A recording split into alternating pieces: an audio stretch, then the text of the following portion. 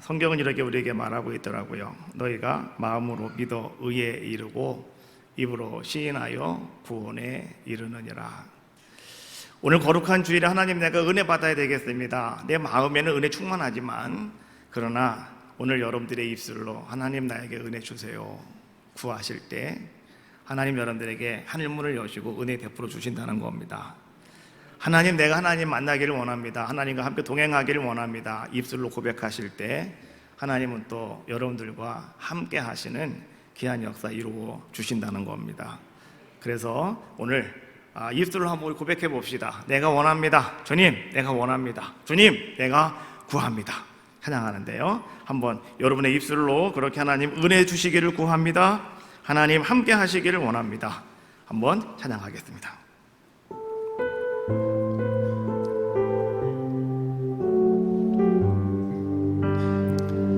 구합니다.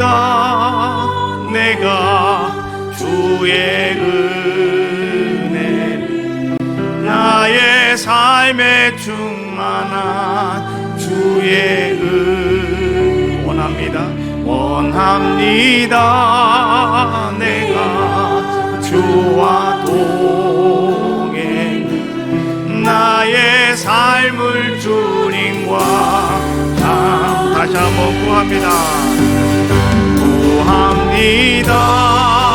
내가 주의 은혜를, 나의 삶에 충만한 주의 은혜를 원합니다. 내가 주와 동행, 나의 삶을 주님과 한 번 더 하겠습니다. 구합니다. 구합니다. 내가 주의 은혜를, 나의 삶에 충만한 주의 은 원합니다. 원합니다. 내가 주와 동행, 나의 삶을 주님과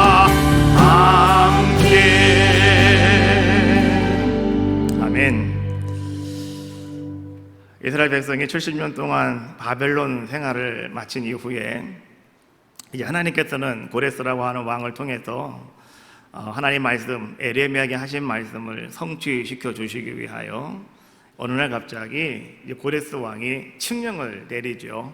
너희 모든 이스라엘 사람들은, 너희 모든 예루살렘에 있는 사람들은 다 돌아가라. 너희가 70년 동안 그동안 이곳에 와서 이곳 생활을 했는데 하나님이 나에게 말씀하시기를 너희가 돌아가서 너희의 성전을 건축하란다. 다 돌아가라. 그래가지고요, 이제 그때부터 이제 포로 귀환 시대가 시작이 되어지는 거죠.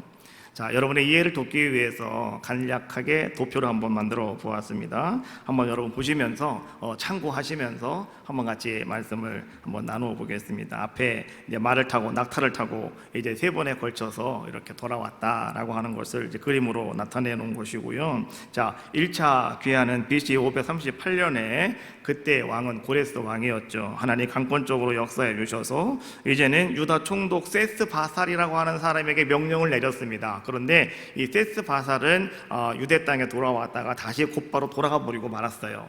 그래서 이제는 1차 귀환 때는 누구를 대표적으로 우리가 이야기하냐고 하면 스룹바벨이라고 하는 사람을 지도자를 우리가 대표적인 사람으로 이렇게 이야기를 하죠.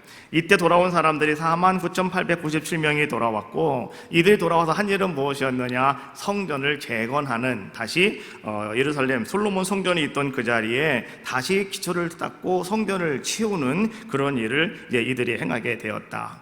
그래서 그 성전을 갖다가 우리가 스룹바벨 성전 이렇게 이야기를 하고 있습니다. 그로부터 80년이 지난 다음에 이제 2차 귀환이 시작이 되게 되죠. 그때는요, 이제 시기적으로 역사상으로 이런 문제가 있었습니다. 우리가 잘 알고 있는 여러분 에스더 알고 계시죠? 이제 하만과 모르드게라고 하는 이야기 여러분 알고 계시잖아요. 이 모르드게라고 하는 하만이라고 하는 사람이 유다인을 다 멸절하기 위해서 계략을 세우지 않습니까? 그때 모르드게가 에스더에게 가서 말하죠. 너만 혼자 왕궁에 있다고 너 혼자 살려고 생각하지 말아라. 너와 우리 모든 유대인들은 다 같이 묶여 있다. 그러니 너가 먼저 나가서 이 유대인들을 살려야 된다라고 이렇게 이야기하잖아요. 그래서 에스더가 정말 금식하며 기도하면서 어떻게 합니까? 왕에게로 나아가서 이제는 그 하만의 모략을 다 이제 뒤엎어버리게 되어지는 그러한 모습이죠. 이것이 이제는 2차 포로 귀환의 적극적인 동기가 되었더라라고 하는 것이죠. 우리가 여기 살고 있다가는 멸절당하겠구나. 빨리 돌아가자. 그래서요, 80년이 지난 다음에 1차가 끝나고 2차가 됐을 때는 80년이 지난 다음이었습니다. 그리고 나서 그들이 이제는 에스라를 선두로 해가지고 다시 2차 귀환자들이 돌아오게 되었죠. 그때는 1754명과 여자와 어린이들 5,000명이 돌아오게 되어지는 이러한 모습이었죠. 그때 두 번째 2차 귀환 때는 어떤 일이 중점이었냐고 하면 이제 에스라가 이스라엘 백성들의 무너진 신앙을 다시 세우는 일을 그가 시작을 하게 되죠. 예배가 회복이 되어지고 그들의 신앙 개혁 운동을 일으키게 되어지는 그러한 모습이었습니다. 그러다가 이제 3차 귀환이 또 이루어지게 되죠. 이것은 2차가 이루어진 이후에 한 13년, 14년 후에 또 이루어지게 되죠. 이때는 이제 주역이 되는 사람이 누구냐고 하면 오늘 우리가 읽은 본문에 있는 말씀의 주인공인 느헤미야입니다. 오늘 느헤미야는 이제 아닥사스다 왕 때에 그는 42,360명을 데리고 다시 돌아와서 그는 무엇을 합니까? 이제는 성벽을 재건하는 그런 자의 모습이었다라고 하는 거죠. 하나님께서 말씀하셔서 성전은 세웠어요. 그런데 이스라엘 백성들이 아직도 이 성벽, 예루살렘 교회와 성전과 그 다음에 예루살렘 성을 둘러싸고 있는 성벽이 다 불타버리고 말았거든요. 다 깨져버리고 말았어요. 그런데 아직도 이것을 잘 다듬지를 못하고 그냥 그대로 살고 있는 것이죠. 예루살렘 성벽은 무너진 지가 벌써 한 130년 이상 흘러가고 있는 그런 상황이었습니다. 그래서 포로로 끌려가지 않았던 사람들, 그들은 그 땅에 남아있지 않습니까? 남아있는 사람들도 또 이제는 70년이 지나서 이제 포로로 갔다가 돌아온 사람들, 귀환한 사람들이죠.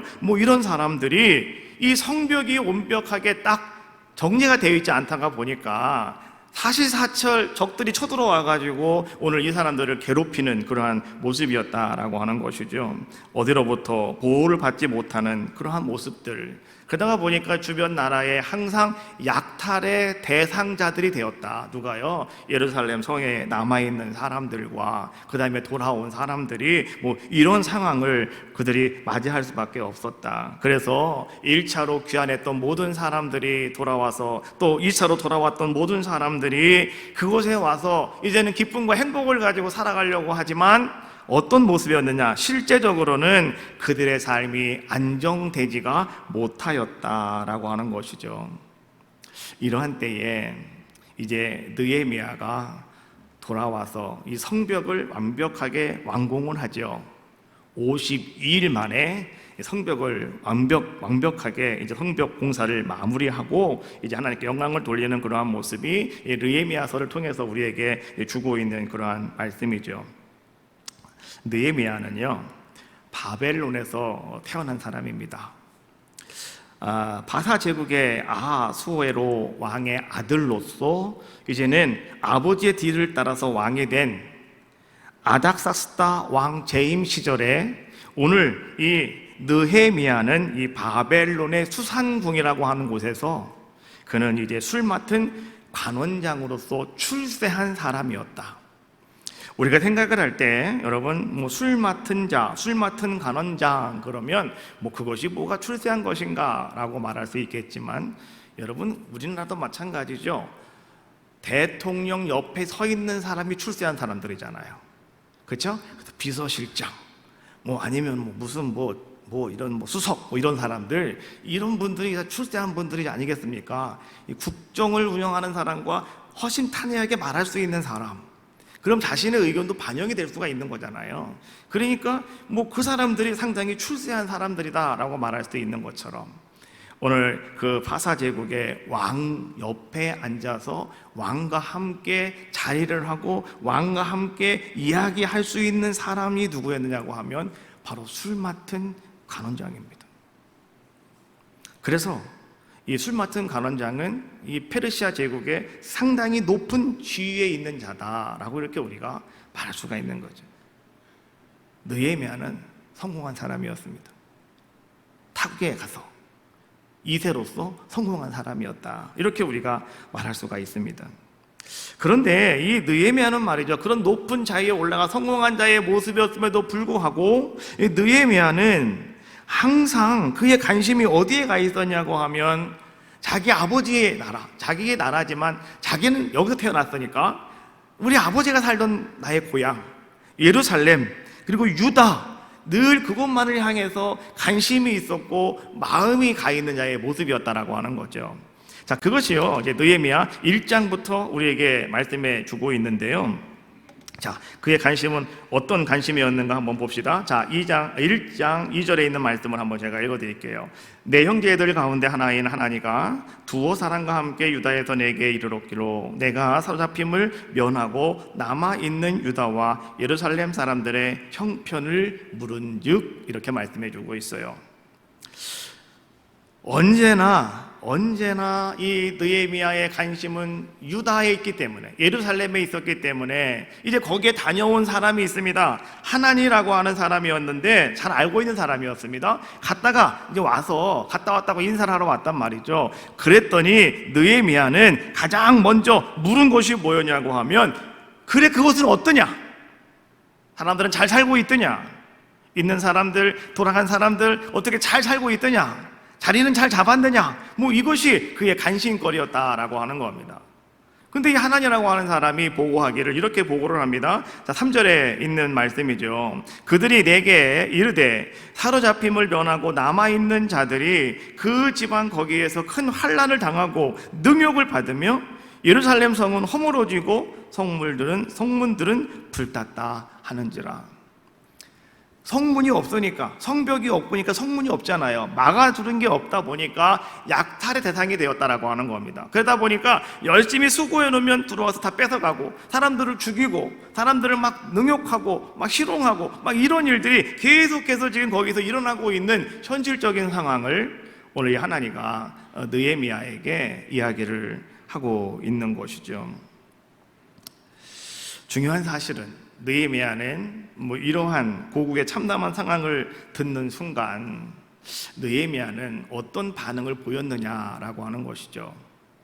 만약에 여러분들이 그런 고위 관직에 들어가 있다고 생각을 한번 해봅시다.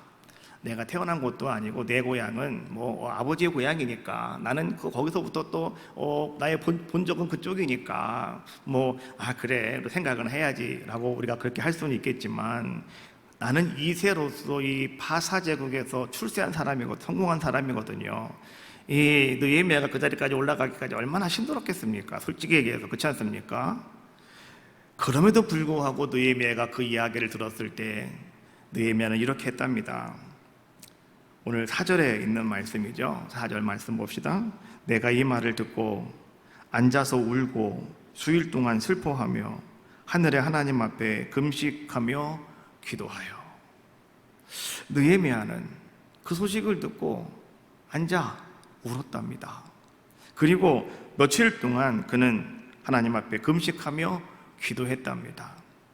요거를 좀 현대어 성경으로 보니까 조금 더 이해하기가 쉽더라고요. 현대어 성경을 한번 제가 다시 한번 읽어드리겠습니다.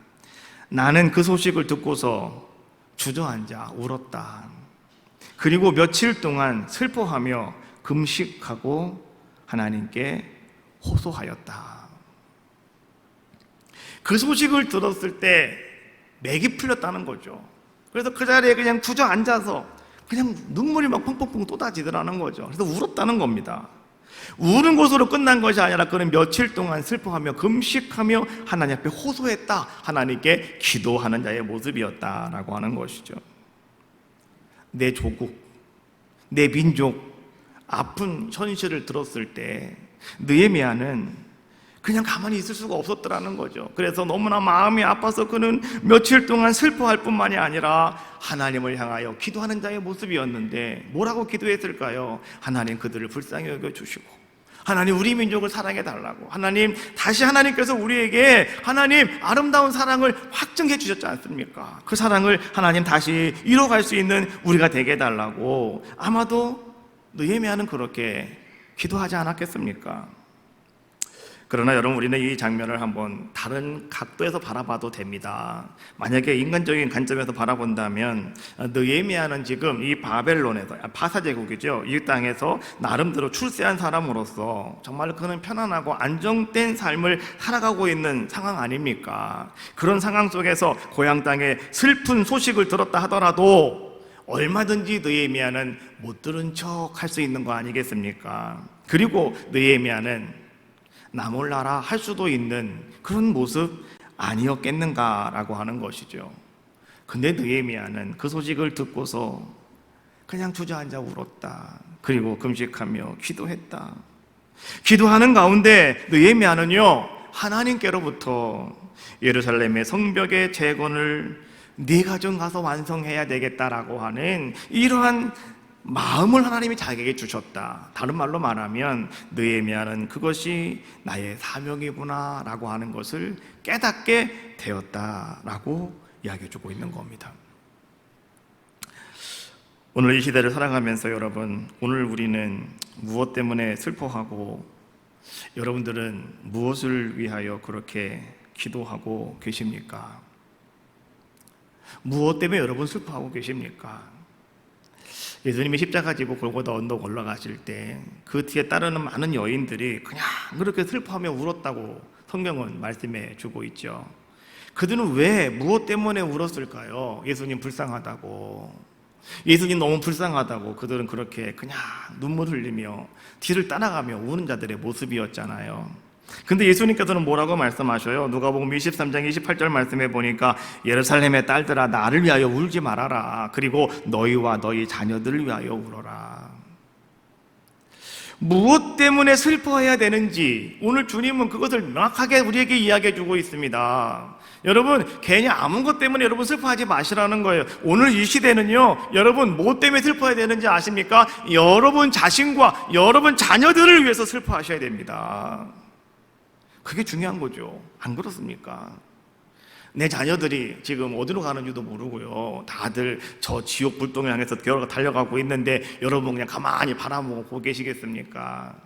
아유, 머리가 커서 안 돼요. 아유, 내 말 안 들어요. 아유, 장가 가더니 시집 가더니 이제 어떻게 할 수가 없어요.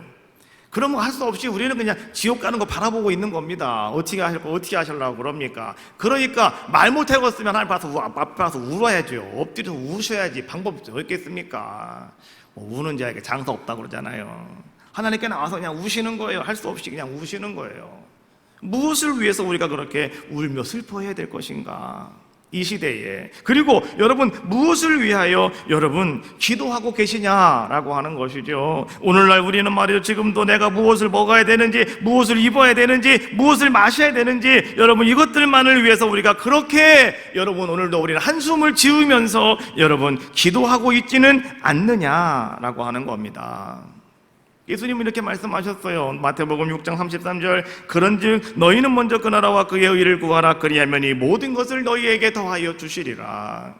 먼저 여러분 기억하셔야 됩니다. 여러분 다른 거 어떤 것을 기도하는 것이 먼저 할 것이 뭐냐고 하면 그 나라와 그의 의를 위하여 기도하여라 라고 하는 말씀. 여러분 이 말씀이 어떤 말씀인가 여러분 잘 들으셔야 됩니다. 내가 먹고 사는 것도 중요하겠지만은 그러나 먼저 그 나라와 그의 의를 위하여 기도하여라. 그리하면 이 모든 것은 다 너희에게 하나님께서 더하여 주신답니다. 여러분이 애쓰지 않아도 하나님이 더하여 주신답니다. 이 모든 것은 뭐냐? 여러분들이 지금 고민하고 있는 먹는 거, 입는 거, 마시는 거 아니겠습니까? 이거 하나님이 책임져 주시겠다고 말씀해 주고 있죠. 그러므로 마태복음 6장 34절 그 다음 절에 주님은 이렇게 이어서 말씀하시죠. 그러므로 내일 일을 위하여 염려하지 말아라. 내일 일은 내일이 염려할 것이요 한날의 괴로움은 그날로 족하니라.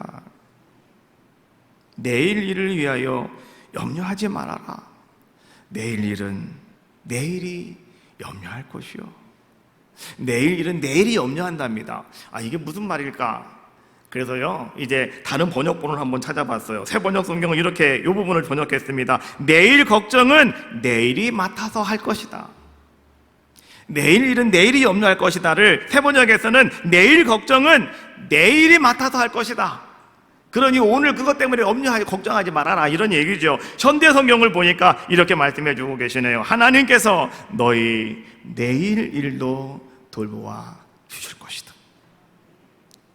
내일 그 일 하나님이 내일 일도 다 돌보아 주실 거니까 염려하지 마시라는 거예요. 그리고 여러분들이 하실 것은 무엇이냐? 그 나라와 그의 의를 구하라는 겁니다. 오늘 느헤미야를 다시 돌아가 봅시다. 느헤미야는요, 자, 이제 그 자기의 고국 아니겠습니까? 그렇게 처참하게 이렇게 모든 문제들이 막 처참한 모습을 가지고 있다라고 하는 슬픈 소식을 전해 듣고는 오늘 느헤미야는 자기 민족을 위한 내가 할 일은 과연 무엇일까를 그는 생각하는 자의 모습이었고요. 아, 내가 하나님 앞에서 내가 쓰임받는 자의 모습이 되어야 되겠는데, 내가 하나님 앞에서 복의 근원이 되는 삶을 내가 살아가야 되겠구나라고 하는 성령의 거룩한 감동이 자기에게 찾아오게 되었고, 오늘 느헤미야는 기도하는 가운데 그것을 결단하는 자의 모습이 되었다는 거죠. 그러면 내가 이 일을 어떻게 진행해야 될 것인가? 내가 어떻게 이 일을 이룰 수가 있겠는가? 그 방법은 무엇인가? 느헤미야는 그 방법은 다른 것은 아무것도 없다, 기도밖에 없구나 라고 하는 것을 느헤미야는 알았다는 겁니다. 예수님도 말씀하셨죠? 기도 외에는 이런 유가 나갈 수 없느니라. 기도 외에는. 그래서 여러분, 우리도 말이죠, 무슨 일이 있을 때마다 여러분, 내가 어떤 감동을 받았다, 내가 어떤 결단을 했다, 그러면 그것을 이룰 수 있는 방법이 무엇이냐? 기도하는 겁니다. 느헤미야처럼 그냥 기도하는 우리들의 모습이 되셔야 된다라고 하는 거죠. 나 혼자만 편안하게 먹고 나 혼자만 행복하게 살아가는 그런 삶보다는 내 동족과 함께 내가 고난을 받으며 내가 살아가야 되는 것, 이것이 나의 사명이구나 라고 하는 것을 느헤미야는 기도 가운데 결단하는 자의 모습이 되었다라고 하는 거예요. 여기서 우리는 한 가지 생각해봐야 될 중요한 한 가지 사실이 있습니다. 그것은 무엇이냐면 바로 이런 거예요. 여러분, 오늘 우리들도요, 하나님 앞에 늘 기도하는 사람, 여러분 평상시에 열심히 기도함으로 기도의 거룩한 습관을 가지고 있는 그 사람을 갖다가 우리가 기도의 사람 이렇게 말하고 있지 않습니까? 그렇게 기도의 사람들은요, 결국에는 하나님과 거룩한 소통을 할 수 있게 되고, 기도하는 사람들은 결국에는 하나님의 마음과 하나님의 소원이 무엇인가를 깨닫게 되어지고, 기도하는 사람은요, 이제 결국에 가서 하나님께서 하시는 일이 무엇인가를 그는 알게 되는 아름다운 은혜가 기도하는 사람들에게 이루어지더라라고 하는 거죠. 그래서 여러분, 항상 기도하는 자, 거룩한 습관처럼 가지고 기도하는 모든 사람들, 이런 사람들에게는요, 하나님의 뜻이 무엇인가를 알아요. 하나님의 계획이 무엇인가를 알아요. 그리고 하나님께서 나를 통해서 기대하시는 것이 무엇인지, 하나님이 원하시는 것이 무엇인지 이것을 스스로가 깨닫게 되어지더라라고 하는 것이죠. 그래서 기도하는 사람은요, 거기서 머무는 것이 아니라 한 걸음 앞으로 나아가서 그는 어떤 자가 되어집니까? 이제 그 일이 다른 사람의 일이 아니라 자기 일이 되는 거죠. 그렇잖아요. 여러분, 암만 어떤 중요한 일이 있다 하더라도 이것이 내 일이 아니면 우리는 비관자고 방관자고 구경꾼입니다.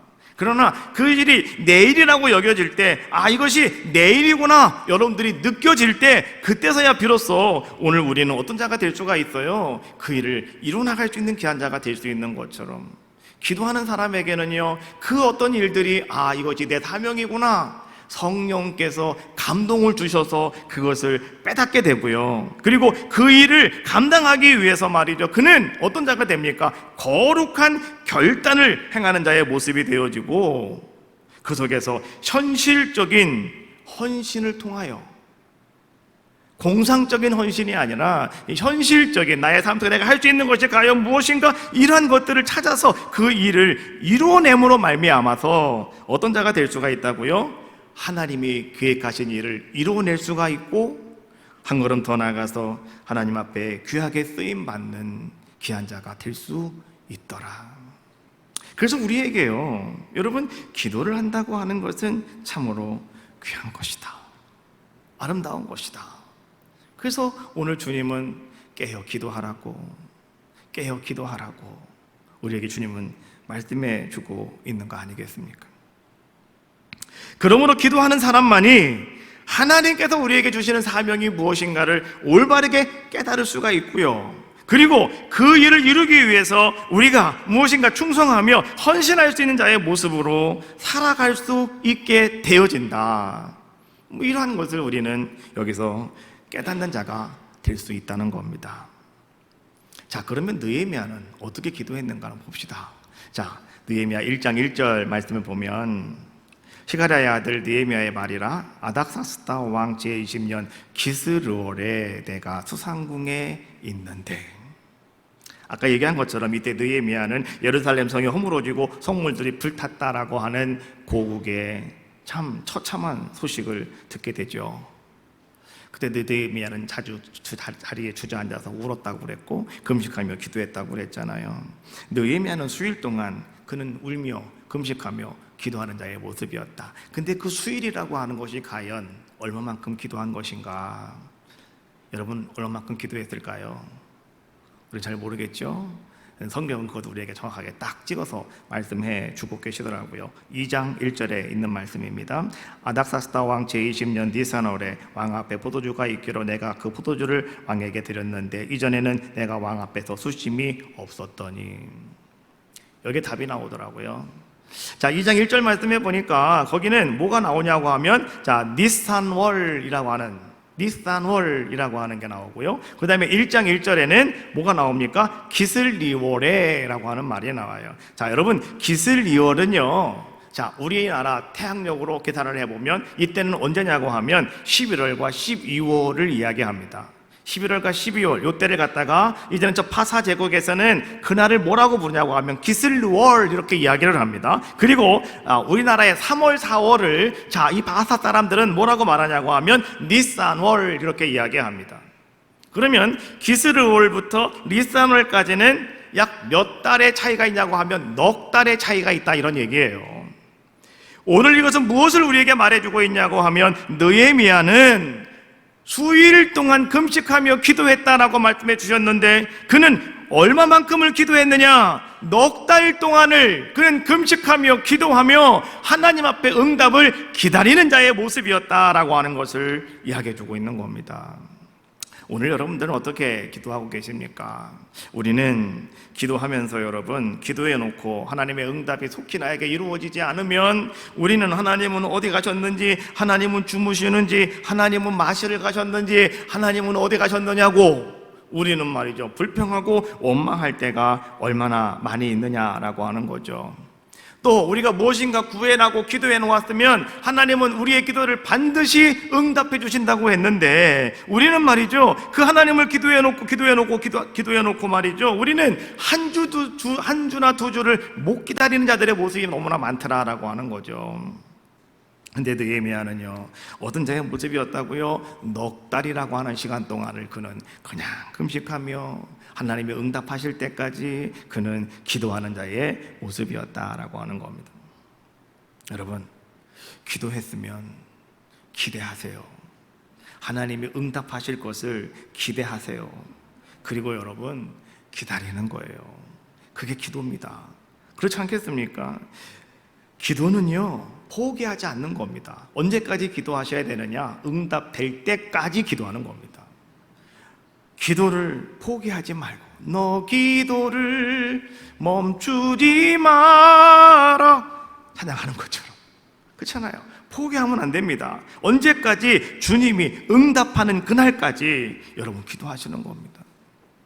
한 가지 큰 원리가 있어요. 무슨 원리인지 아십니까? 하나님의 기도가, 우리가 기도한 것이 하나님의 응답이 이루어지는데 그 응답은요, 때가 있다는 겁니다. 하나님의 때가 있기 때문에 그렇다. 그러면 우리는 기다려야 된다. 우리의 입장에서 봤을 때는 오늘이 적기입니다. 우리의 입장에서 봐서는 하나님이 오늘 역사하셔야 됩니다. 이번 달에 역사하셔야 됩니다. 이번 주에 역사하셔야 됩니다. 그래서 우리 하나님 앞에 때를 쓰며 기도를 합니다. 하나님, 지금이 적깁니다. 하나님, 지금 하셔야 됩니다. 우리는 그렇게 기도를 하고 있는데요. 근데 하나님의 입장에서 가만히 바라보시니 하나님께서는 아니야, 지금은 좋은 때가 아니야. 조금만 더 기다리면 더 좋은 날이 올 거야. 그럼 그때 내가 너에게 그거를 응답할 거야. 하나님은 그렇게 말씀하시고 생각하시고 응답의 때를 하나님은 자꾸 뒤로 미신다는 거죠. 언제까지? 하나님이 원하시는 그때까지 하나님은 응답을 잠깐 유보하시고 미신다라고 하는 거죠.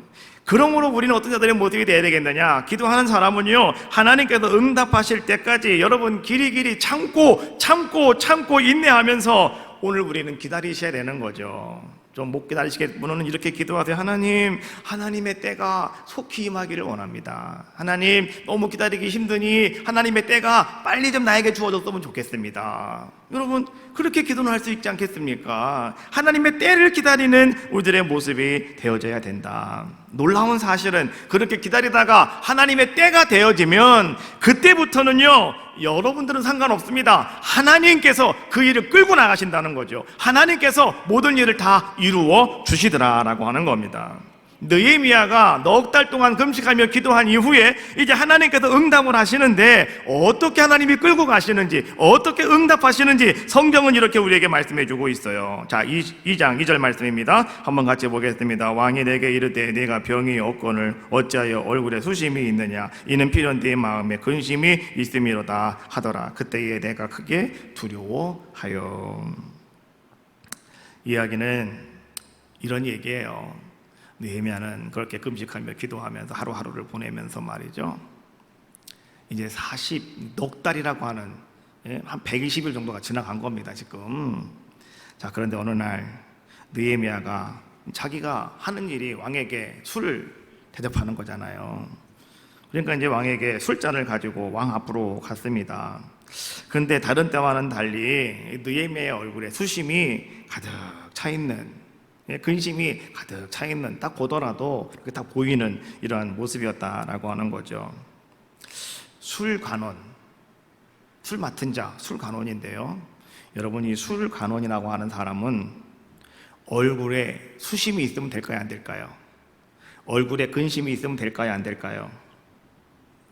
있으면 큰일 납니다. 특히 술관원은. 왜 그런지 아시죠? 왕이 먹는 술을 자기가 먼저 시험하는 사람이에요. 자기가 먹어보고 이상 없는 거 갖다 주는 사람이에요. 그러면 왕은 이 사람을 신뢰하기 때문에 거기가 먹는다고요. 근데 그 시대에는 막 왕을 독살시키고 막 이런 게 너무 많다 보니까, 근데 만약에 이 술관원이, 느헤미야가 얼굴이 좀 이상해, 얼굴빛이 좀 이상해요. 근데 왕이 딱 봐도 알겠어 지금 이거를. 그런데 여러분, 이거를 가지고 왕 앞에 가지고 내가 술잔을 들고 들어갔는데 내가 지금 얼굴이 그런 모습을 가지고 있다고 한다면, 여러분, 누가 보더라도 이거는 왕을 모살할 음모가 있는 것으로 보이는 겁니다. 오해받을 수밖에 없는 거예요. 이거는 의심받을 수밖에 없는 겁니다. 이 사람이 왜 얼굴빛이 바뀌었느냐? 너 지금 뭐 꿍꿍이 있는 거 아니야? 이런 거란 말이죠. 그래서 여러분, 거기 2절 마지막 절에 그때에 내가 크게 두려워하여 라고 하는 말이 다른 말이 아니에요. 이거 왕이 나를 잘못 보면 나 정말 그냥 끌려나가 죽는 겁니다. 왜요? 너 지금 나 죽이려고 하는 거지. 그럼 더 이상 할 말이 없어요. 왕이 한마디 하면 끝나는 겁니다. 그거는. 그렇지 않겠습니까? 그래서 오늘 느헤미야는 말이죠, 이제는 왕 앞에 나가는데 큰일 난 겁니다. 마음이 두려움이 있는 겁니다. 이거 어째야 되나? 오늘 왜 이러지? 오늘 왜 표정 관리가 안 되지? 오늘은 왜 이럴까? 막 고민하면서 이제는 느헤미야가 왕 앞에 나아갔는데요. 자, 그런데 얼굴 수심이 가득한 것을 왕이 보더니만 왕이 가만히 있다가요, 느헤미야에게 이렇게 이야기하는 겁니다. 네 얼굴이 어찌하여 그렇게 수심이 있느냐고. 여느 때 같으면 여봐라, 이 사람 이상하다, 끌어내라, 뭐 이렇게 되는 건데요. 오늘은 왕이 너 왜 그래? 얼굴이 좀 안 좋아? 뭐가 문제가 있어? 왜 그러는데? 라고 왕이 부드럽게 이야기를 하더라는 거예요. 그때 느헤미야는 아, 하나님이 나에게 사인을 주시는구나. 하나님이 지금 나에게 은혜를 베풀어 주시는구나. 오늘 느헤미야는 그것을 알게 되었다라고 하는 거죠. 그래서 느헤미야는 이렇게 말합니다. 3절에 있는 말씀이죠. 왕께 대답하되 망은 만세수를 하옵소서. 내 조상들의 묘실에 있는 성읍이 이제까지 황폐하고 성문이 불났다 하오니 내가 어찌 얼굴에 수심이 없사오리까 하니.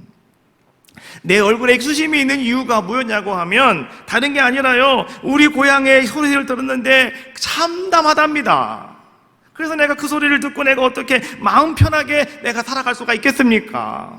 지금 내 마음이 그래서 내 얼굴에 이렇게 수심이 가득 찼습니다 라고 오늘 느헤미야가 왕께 대답을 했다는 겁니다. 그런데 하나님은 역사하시더라는 거죠. 이제부터는 하나님이 모든 일을 끌어가시더라는 거죠.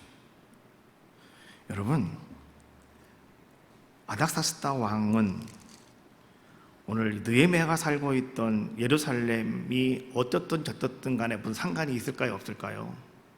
없죠. 관심도 없습니다. 그냥 거긴 속국이에요, 속국. 그렇지 않습니까?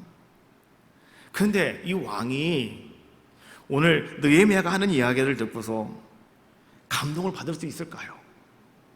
무슨 감동을 받아요? 대국의 왕이. 안 그렇습니까? 그런데 하나님이 역사하시더라는 거예요. 하나님이 역사하시더라는 거예요. 어떻게 역사하셨는가 보십시오. 이제는 느헤미야는 가만히 있습니다. 하나님이 끌고 가시는 거예요. 자, 느헤미야 왕이 이렇게 말합니다. 4절, 왕이 내게 이르시되 그러면 네가 무엇을 원하느냐? 왕이 그래?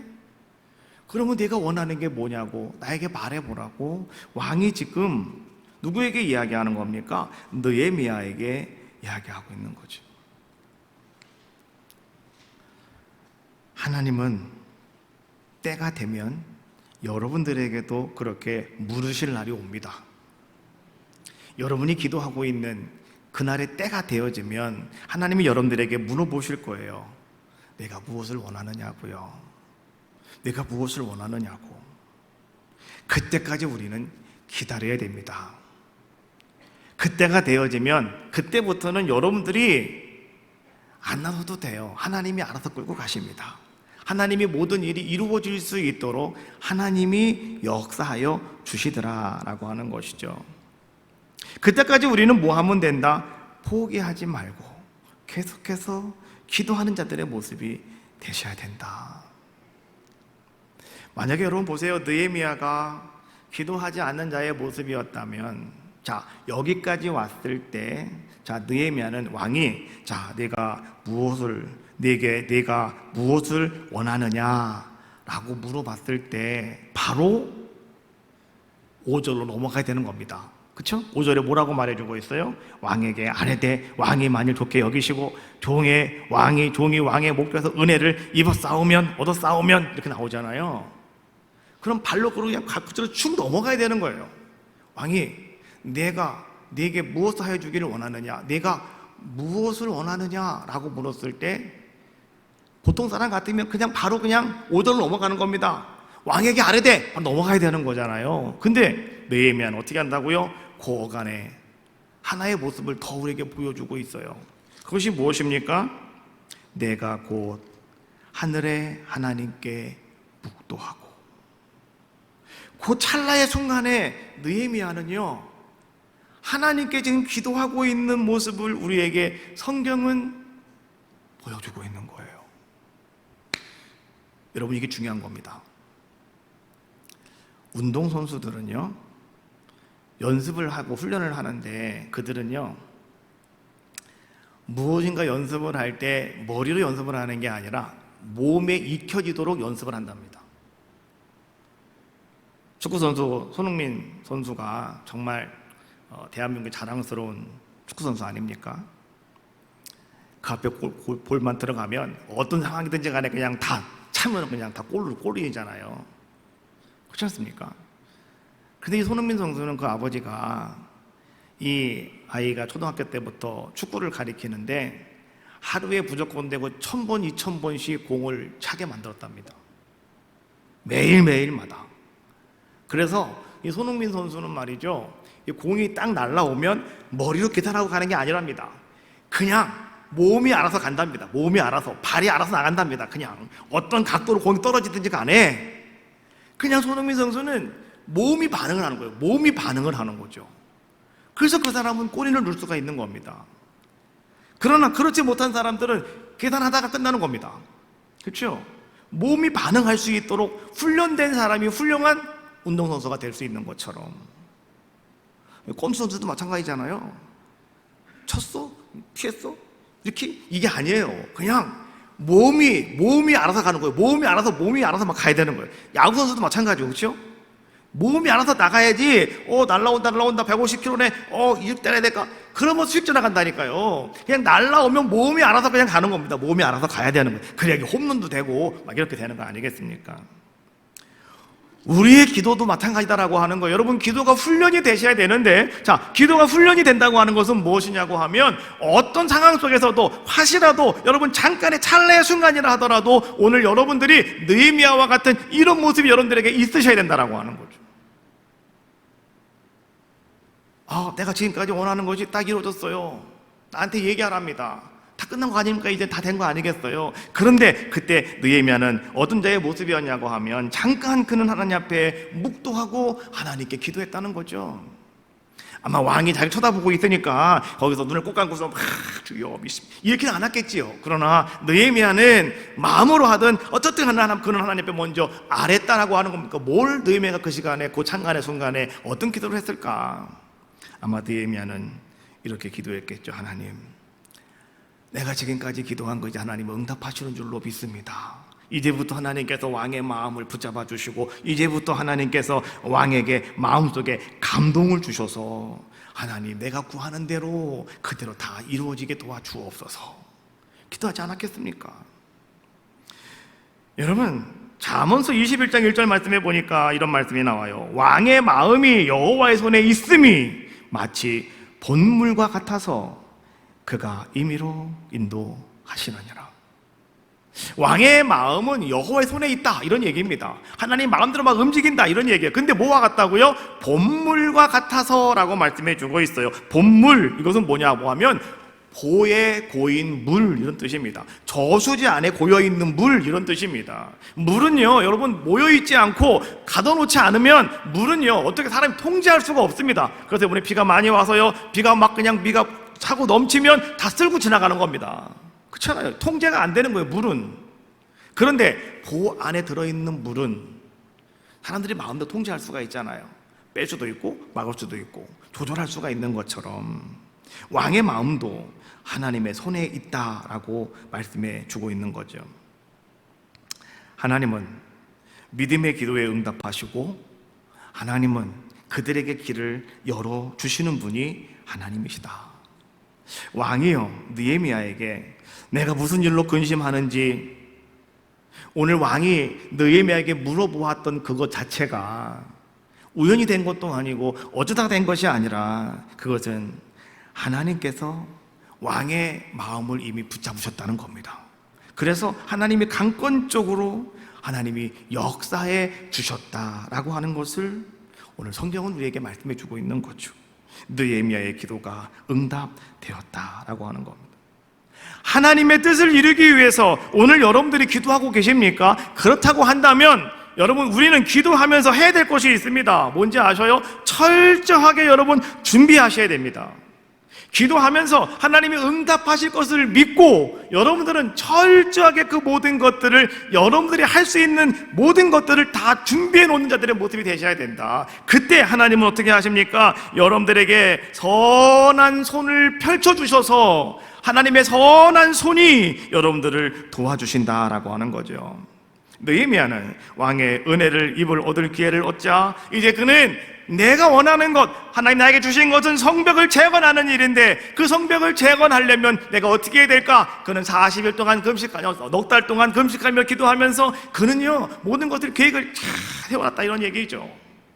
안 그렇습니까? 여러분, 기도가 오래오래 길어지면 그냥 기도가 끝나지 마시고요, 그 기도에 응답이 되어지기 위해서 하나님이 나를 통해서 하실 일이 무엇인가를 생각해 보십시오.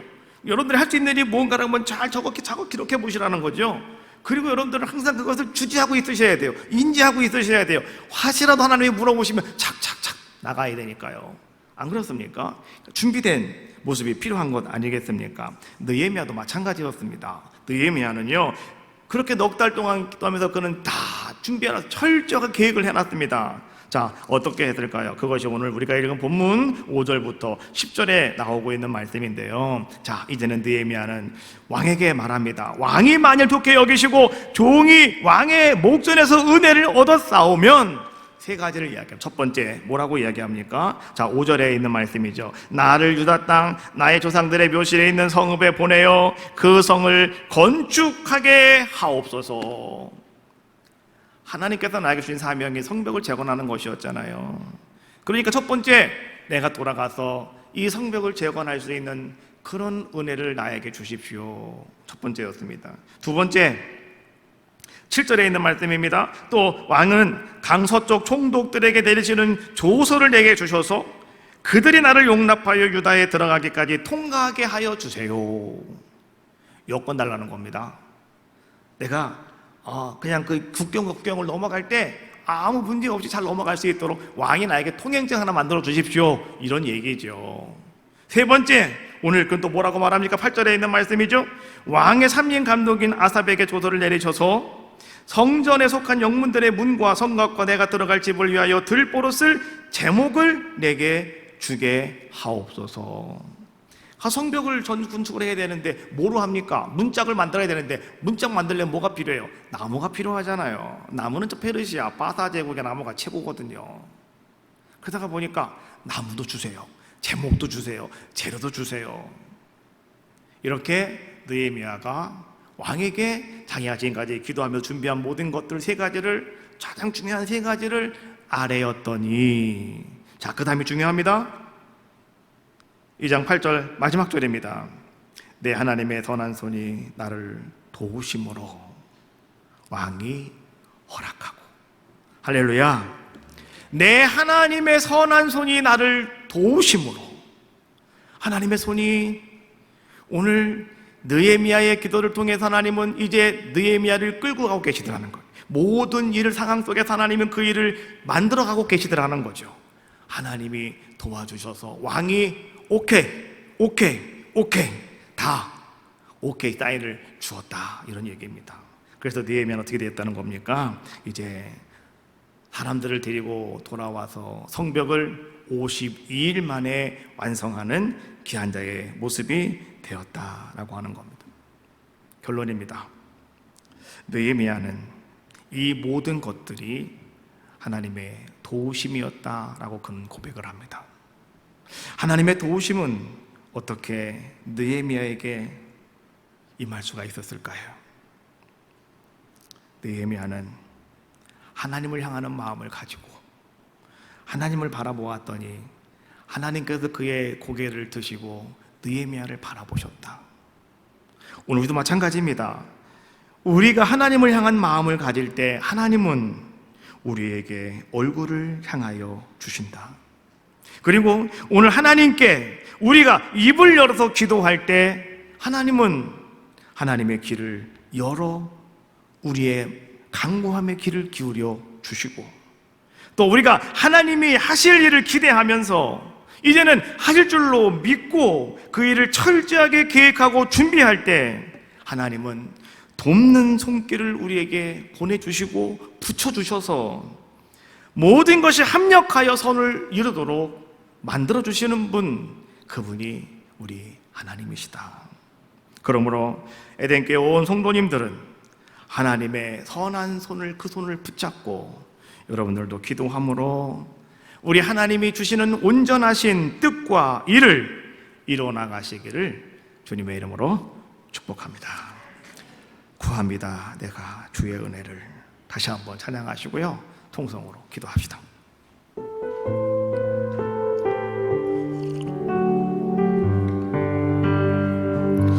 구합니다.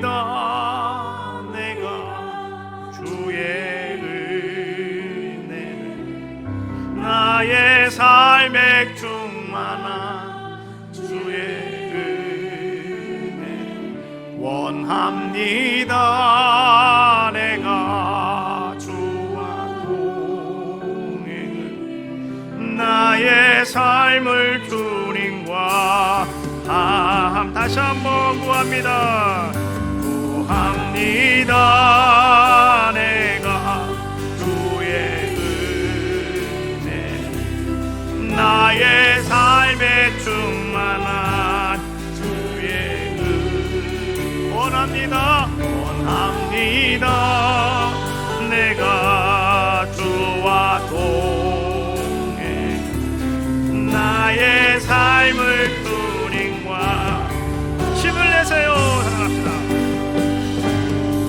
힘을 내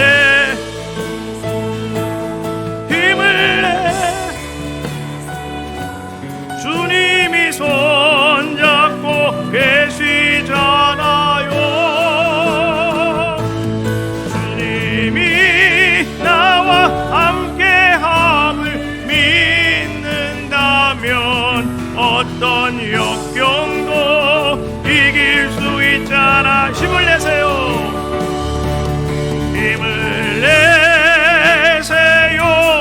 힘을 내세요. 주님이 손잡고 계시잖아요. 주님이 나와 함께함을 믿는다면 어떤 역경도 이길 수 있잖아. 왜 나만 겪는 고난이냐고.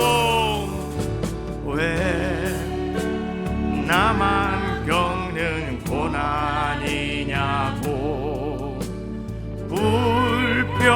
불평하지 마세요.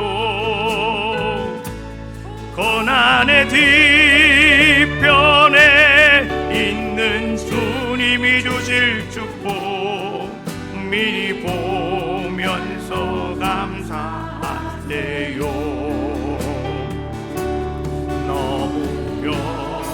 견디기 힘든 지금 이 순간에도 주님이 일하고 계시잖아요. 남들은 지쳐 앉아 있을지라도 당신만이 일어서세. 힘을 내세요.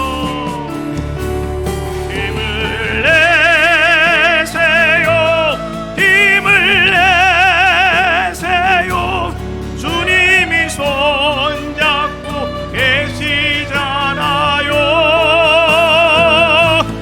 주님이 나와 함께함을 믿는다면 어떤 역경도 이길 수 있잖아요. 동성으로 기도합시다. 오늘도